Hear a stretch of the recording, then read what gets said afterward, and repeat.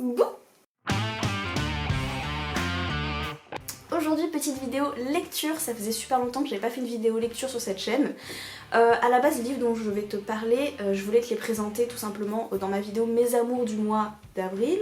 Sauf que le 8 mai, j'avais toujours rien filmé et je me suis dit, à ce rythme-là, Lauriane, ta vidéo elle va jamais sortir, c'est pas possible. Donc j'essaierai de me rattraper pour le mois prochain. Et sinon, du coup, aujourd'hui, je vais juste te présenter 3 bonnes lectures que j'ai faites durant le mois d'avril. Le premier livre que j'ai lu ce mois-ci, c'est À la ligne de Joseph Pontus. C'était vraiment une lecture très cool. C'est l'histoire en fait d'un mec qui travaille à la base dans le domaine du médico-social mais qui ne trouve pas de boulot. Et du coup pour quand même gagner de l'argent, il va être embauché comme intérimaire dans différentes usines. Et il va raconter en fait ce travail à l'usine, ce boulot, les complications, ce qu'il vit, comment il ressent les choses. Et la particularité de ce livre, c'est qu'également il écrit en vers. Et du coup ça va vraiment bien avec l'histoire parce que l'idée du travail à la chaîne et du travail à l'usine va très bien avec l'aspect des vers qui s'enchaînent au fur et à mesure, donc ça crée un rythme qui est très intéressant dans l'histoire et qui fait que t'as vraiment envie de continuer à lire parce que tout s'enchaîne super vite. C'était une très bonne lecture aussi parce que j'ai l'impression qu'il y a quand même une vraie réflexion sur le travail, sur ce qu'est travailler et sur cette comparaison entre son boulot qu'il avait avant dans le domaine du médico-social et ce que c'est de travailler à l'usine et la dureté du travail, mais malgré tout tu vois, malgré le fait que ce soit dur, on sent que le personnage il ressent une certaine fierté dans son boulot, qu'il a vraiment l'impression de donner de sa force de travail et en fait ça crée à la fin je trouve une réflexion sur qu'est-ce que c'est que le travail qui est grave intéressante et franchement je te le recommande grave, voilà. Je pense pas que je pourrais t'en dire plus que ça, juste c'était très bien, voilà. Le deuxième livre que j'ai lu ce mois-ci, c'est Black Messie de Simonetta Greggio. Alors ici on est sur un espèce de policier thriller. La base de l'histoire c'est qu'il y a un tueur en série qui a tué en fait plein de couples durant une certaine période historique. Et on a l'impression en fait que ce tueur est de nouveau revenu des années après et qu'il recommence en fait tout simplement à assassiner des couples. Donc ça c'est la base de l'histoire. Et cette lecture elle a été très particulière parce que c'était une très bonne lecture, tu vois, à la fin du livre je me suis dit ouais franchement j'ai bien aimé et en même temps je sentais qu'il y avait pas mal de détails et de choses que j'avais pas compris. C'est-à-dire que vraiment je suis arrivée à la fin du livre, j'étais en mode ouais c'était bien, franchement j'ai bien aimé et en même temps je sentais qu'il y avait des subtilités tu vois que vraiment elle m'était passée au-dessus de la tête.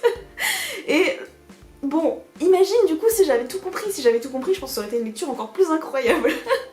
Je pense. Mais après c'est peut-être de ma faute puisque le livre il est construit où chaque chapitre en fait correspond à un point de vue différent. Donc c'est une manière de composer les histoires qui est assez classique, hein, qu'on retrouve dans plein d'autres livres.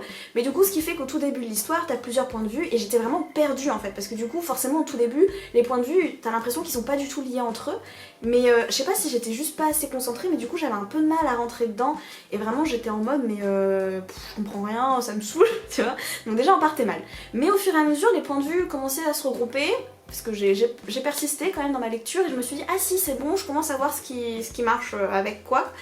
Et donc au fur et à mesure j'ai commencé à comprendre comment les trucs fonctionnaient et du coup je suis un peu plus rentrée dans l'histoire. Mais malgré tout j'ai l'impression qu'il y a des subtilités dans l'histoire et des petites choses que j'aurais dû comprendre que je n'ai pas compris. Donc c'est un peu terrible, je me dis est-ce que c'est ma faute parce que j'étais pas assez rentrée dans le livre au tout début et que j'aurais dû choper des éléments que j'avais pas chopés. J'en sais rien, franchement j'en sais rien. Malgré tout, je te recommande ce livre parce que j'ai passé une très bonne lecture et au final je trouvais que les constructions des points de vue étaient très intéressantes parce qu'il y a certains points de vue aussi au tout début, tu sais vraiment pas qui ça peut être et au fur et à mesure tu comprends tout, enfin les choses sont quand même super bien ficelées quoi. Même si j'ai pas tout compris, c'était bien ficelé. Et donc peut-être que si tu lis ce livre, déjà toi tu pourras comprendre plus de choses que moi, hein, voilà. Mais donc du coup si tu cherches un policier thriller un peu original, franchement je te le recommande, c'était grave sympa. En plus je sais pas parce que j'ai l'impression que dans ce livre malgré tout, dans les souvenirs que j'en ai, j'ai pas l'impression que finalement le tueur en série était le perso principal. C'est un peu compliqué à dire mais j'ai pas l'impression que c'était le centre même de l'histoire tu vois.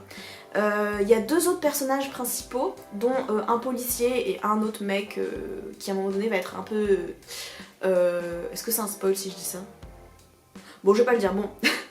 On sait jamais. Bref, il y a 2 personnages principaux dont un flic et un autre mec, voilà, tu verras c'est quoi son rôle dans l'histoire, si tu lis le livre. Et du coup j'ai l'impression que l'histoire va vraiment plus se centrer sur ces deux personnes là, qui tournent autour certes du tueur en série, mais j'ai l'impression qu'au final le tueur en série est pas du tout au centre de l'histoire. En tout cas c'est comme ça que je l'ai ressenti. Encore une fois c'est peut-être parce que j'ai pas tout compris. Mais du coup je trouve que c'était intéressant, ça changeait un petit peu de ce qu'on peut lire d'habitude en termes de policier thriller. Donc bref, moi j'ai bien aimé. Je te recommande ce livre aussi. Le dernier livre que j'ai lu ce mois-ci, qui n'a rien à voir avec les deux précédentes lectures, c'est Vie de Kim Thuy, je sais pas comment ça se prononce. C'est une autrice vietnamienne si je me trompe pas. Je vais avoir du mal à te résumer ce livre parce qu'en fait c'est un livre qui raconte l'histoire de Vi. Vi c'est le nom du personnage principal et elle vit en fait, c'est sa vie. Clairement c'est l'histoire de sa vie. Après je dirais qu'il y a un aspect un peu intéressant quand même qui est que les personnages vont devoir, alors c'est pas un spoil parce que ça arrive très vite au début de l'histoire, les personnages vont, enfin Vi et sa famille du coup, vont immigrer au Canada. Je crois que c'est au Canada, je suis pas sûre, mais il me semble que c'est au Canada. Elles vont tout simplement devoir s'acclimater en fait à une culture un peu différente et Vi elle va être un petit peu partagée entre ce qu'elle souhaite faire, comment elle ressent les choses, comment elle veut vivre, et entre ce que sa mère surtout va vouloir lui inculquer et les valeurs, on va dire un peu traditionnelles traditionnelles on va dire qu'elle veut que Vi ait et qui sont pas tellement ce que Vi elle a envie de vivre en fait finalement.